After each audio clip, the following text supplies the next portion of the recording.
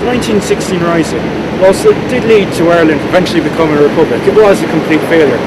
And unfortunately, due to certain cutbacks and, well, issues, it was mostly organised into Dublin. However, there was a rising in Galway, led by Mr. Mellows here. However, I've always wondered what would have happened if the rising had been a success, and if it had, would we have gotten a republic? And how would we have done under men like Connolly, Pearse and Crack?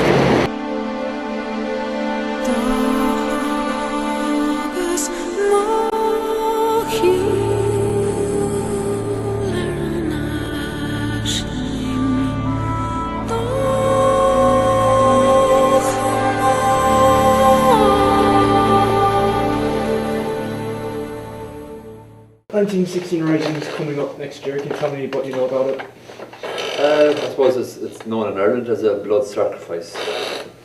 That when a certain amount of people tried to free Ireland from British rule, and rather than go on to the political methods, they decided to take action, and they tried to organise rebellion, and it became a bit of a mess, and orders went out and not everybody got them, and then they were taken back, and eventually a group of guys, mainly in Dublin, decided to go ahead with it on Easter Monday. I was out for the guts of a week, but eventually the British brought in reinforcements and blew them to bits, and then they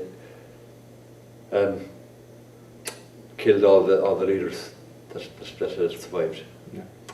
Failure, but if it had succeeded, how do you think Ireland could have gone under a government, of men like Connolly, who was near communist, and you had men like Pearse, who was he promoted the blood sacrifice? Yeah. How do you think it could have gone, if Connolly had got power, I'd say we'd have a more socialist country than we have.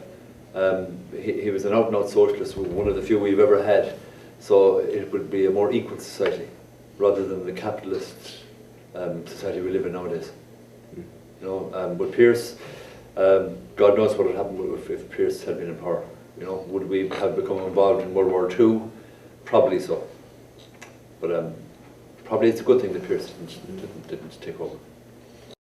Say events were in the modern day now, Ireland had been still under British rule. We decided, we'd have a rising, see what. But would it be possible now with the laws we have in place and the systems in place? Nowadays? Yeah. Under British rule, if we're still controlled by the British, probably not, because they would be on top of all of the small organisations that would try to revolt. And I think economics has come into it way more so than the romantic idea of being a free Ireland. And if we were under British rule, we would realise now that we wouldn't be able to survive without the governance.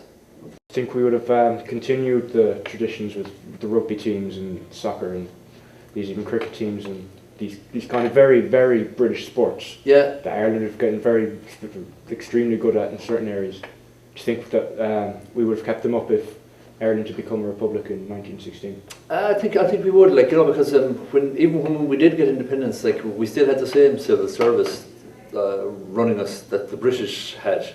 It's only the heads that changed, but the same civil service was there. The same education system was there. So I think we'd always have had the support for the other gangs as well, definitely. Now, the Wolfe Tone Rising in 1798 was near, when, it was almost a culling of the Protestant religion. Yeah. Do you think that could have happened, but with, people of British descent or British people who've come over and lived in Ireland, if the Rising had been widespread in 1916? Do you think similar circumstances could? I suppose in 1798 it was the United Irishmen rebellion, wasn't it? So it was all Irishmen together, really, and trying to get free. Something went horribly wrong then between then and 1916. The fact that it wasn't everybody together, and the distinction between Irish and being Anglo-Irish or British became very pronounced. It was probably the ideal revolution in 1798. But again, economics has to come into it, and we couldn't survive without being our neighbours buying our goods from us. And the fact that we have them so close, we could immigrate when the times were really bad, and we relied on them so much. And if the British do pull out of the euro, we could be in serious, serious trouble.